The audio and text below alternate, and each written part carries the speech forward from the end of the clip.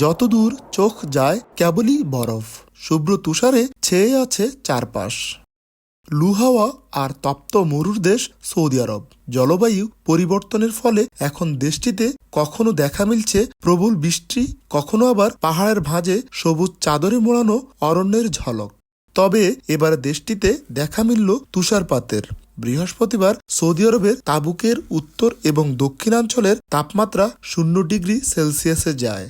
এতেই দেখা মেলে তুষারপাতের। এরপরই দেশটির তাবুক অঞ্চলে প্রকৃতির অপরূপ বৈচিত্র্যতায় পাহাড়ি অঞ্চল এখন মনোরম হয়ে উঠেছে।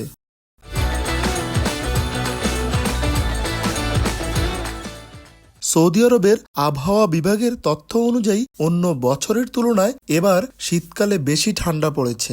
হঠাৎই তাপমাত্রা অনেক নিচে নেমে যায়। তাবুক ছাড়াও মদিনা, আল জৌফ এবং সীমান্তের উত্তরাঞ্চল কুয়াশায় ঢেকে যায়। এছাড়া সৌদির পূর্বাঞ্চলীয় তুরাফে অতিবৃষ্টি এবং শিলাবৃষ্টি হয়। এদিকে আগে প্রচণ্ড গরমের সময় প্রচুর পরিমাণে ধূলিঝড় হলেও এখন তার পরিমাণ অনেক কম বলে জানিয়েছে কর্তৃপক্ষ।